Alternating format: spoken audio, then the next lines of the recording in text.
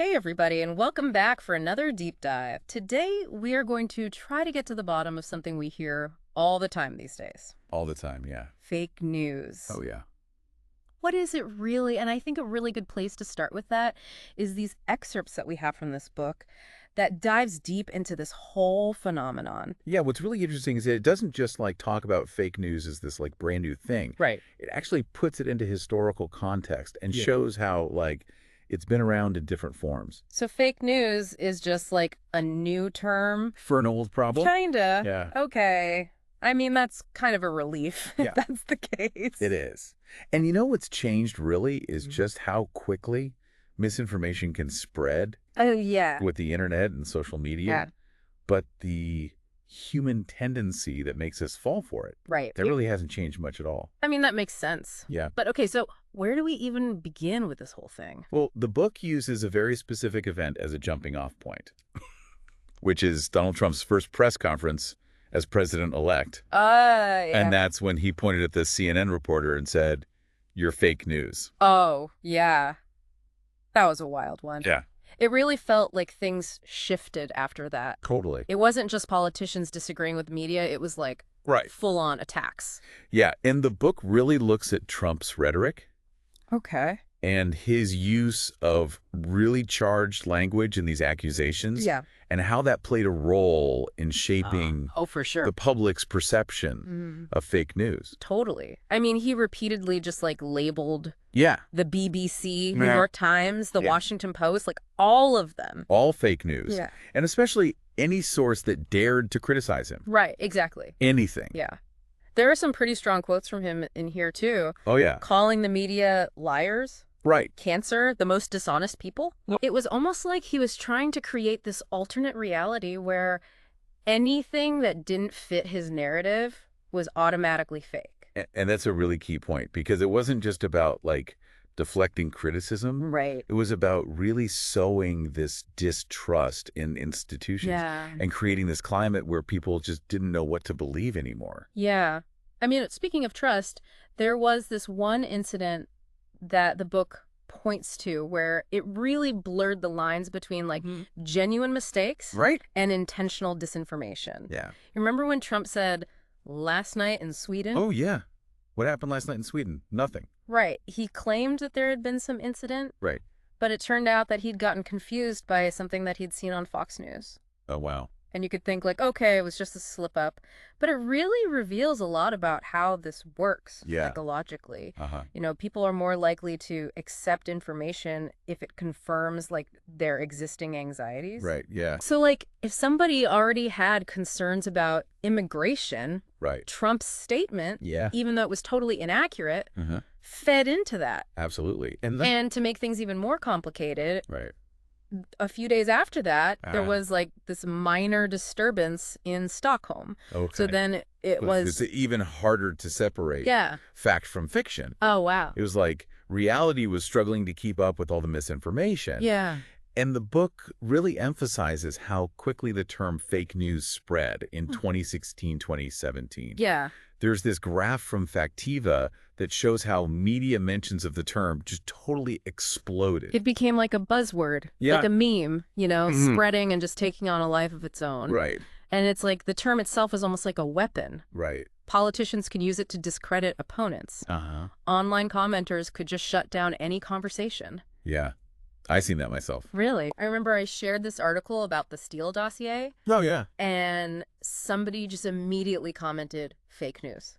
Wow. They didn't even read it. Didn't even consider it. Yeah. And that's exactly what the book warns about. Right. Fake news became so loaded Mm-hmm. that it lost all meaning. Right. And it created this atmosphere where you could just dismiss anything you didn't like Right. without even thinking about it. Exactly. Yeah. So, okay, we've got this explosion of fake news, and it's being used to just discredit everything. But Yeah. where's the line between actual fake news Yeah. and just news we don't agree with? That's such a good question. And it's really the heart of the problem. Okay. And the book uses this example of a CNN retraction Okay. where they published this story about Trump and Russia, Right. but they didn't meet their editorial standards. Yeah. So they had to retract it. Okay. But it wasn't like they fabricated it. Right. They just failed to Yeah. verify it properly. Right. So it was a legitimate news organization Okay. making a mistake. Yeah. Not intentionally putting out like Fake news. fake news. Right. And the book is saying lumping those two things together is dangerous. Right. Because it makes it harder to know what to trust. Right.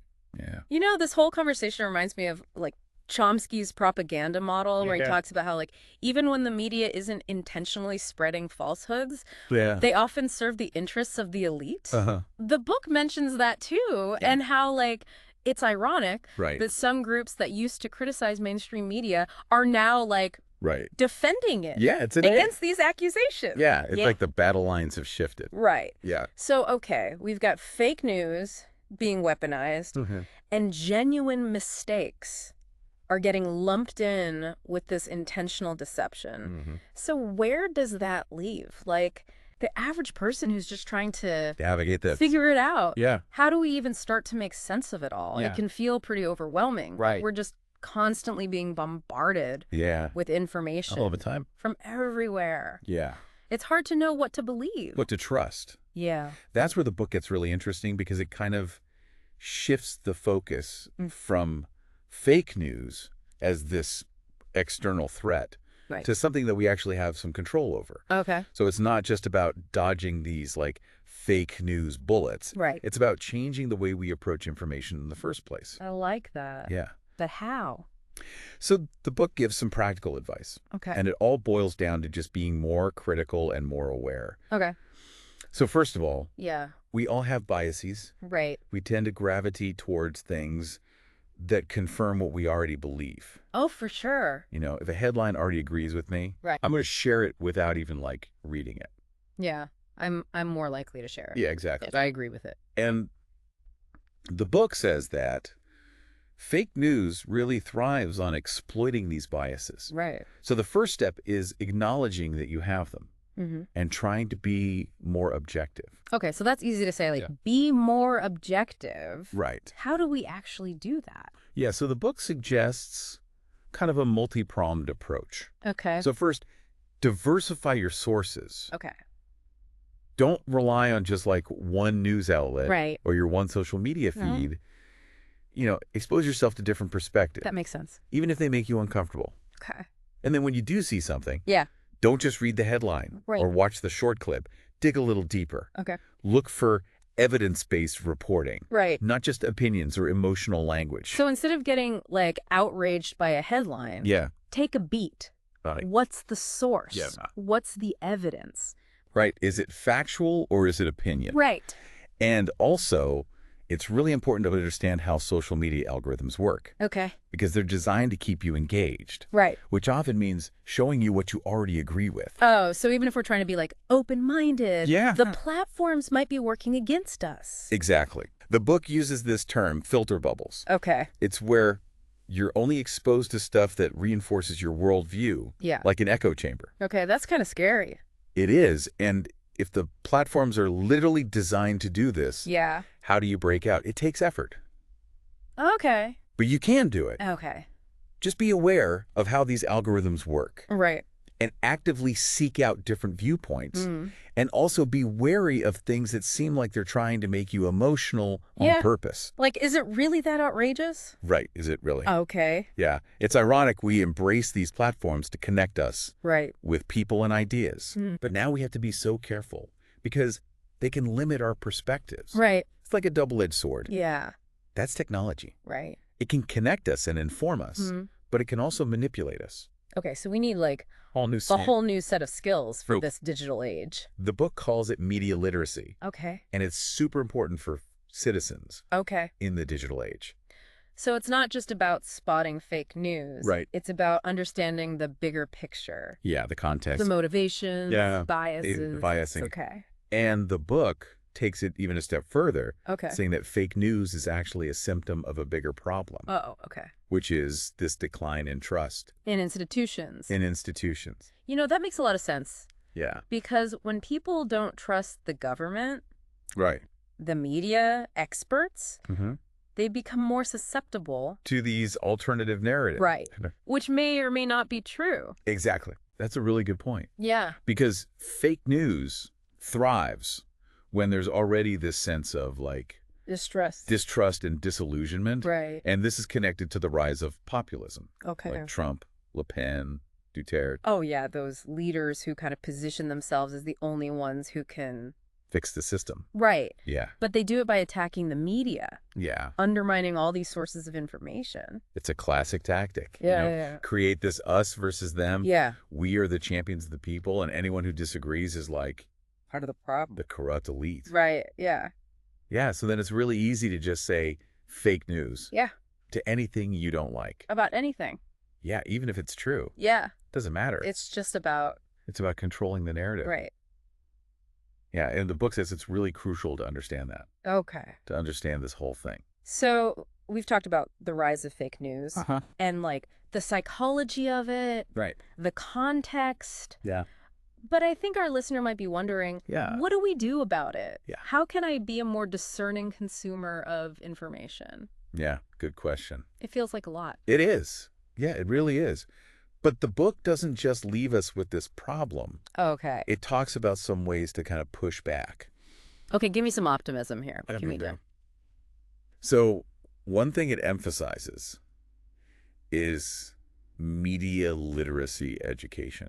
Okay. Like, we need to teach people, especially younger generations, the skills to, like, analyze information, recognize bias, all that stuff. Like fake news 101 for the digital age. Yeah, exactly. Okay. We need to learn how to spot the red flags, question the sources. Think for ourselves. Think for ourselves. Right. And the good news is that there are people working on this. Okay. There are organizations and even some schools that are starting to incorporate this into their curriculums. Yeah, but it can't just be on individuals, right? Right. What about the platforms? Yeah, what about them? Where all this stuff spreads. Like, they have a role to play here, right? Absolutely, and the book talks about that, too. Okay. Like, what is the responsibility of these social media giants? Right, like Facebook, Twitter. Exactly. They've gotten a lot of criticism. Yeah, and for good reason. I mean, it's way too easy for false information to just go viral. Right. Remember Pizzagate? Oh my gosh. Like, people actually believed that's crazy. Hillary Clinton was running a child sex ring.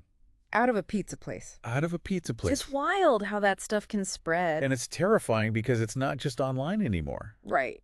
Like, that guy showed up at the pizza place with a gun. Oh, yeah. It can have real world consequences. It's like these echo chambers. They really distort reality. They do. So what can we do about the platforms?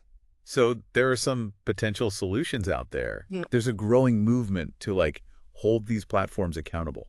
Okay. Through things like fact-checking, algorithmic transparency, even legal regulations. Yeah, I have seen some platforms flagging content as, like, disputed, misleading. It's a start. It's something. It's something. Hopefully it's a sign of more to come. Right. Ideally, we want this online ecosystem where truth is valued over engagement. Yeah, where it's not just about getting clicks. Right, exactly. It's about accuracy. Yeah.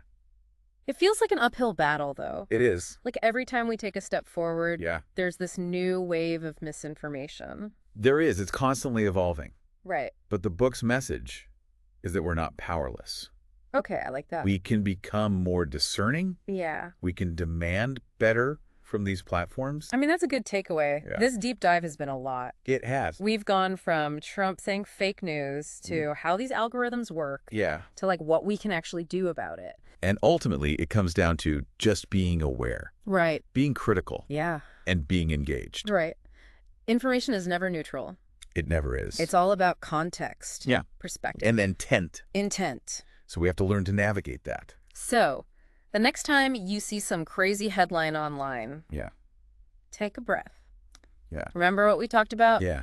Do your own research. Check the sources. Question everything. Yeah. Don't let the fake news monsters get you down. On that note, we're going to wrap up this deep dive. But until next time, stay informed, stay engaged, and keep those critical thinking skills sharp.